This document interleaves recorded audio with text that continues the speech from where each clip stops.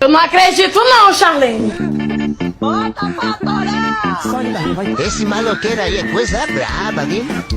Chama a polícia, chama a polícia. Cadê ele, hein?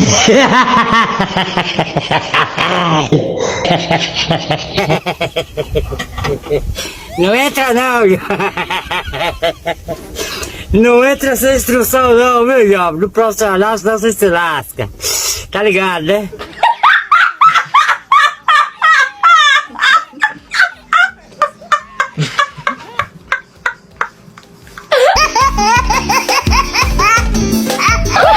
Ha ha ha!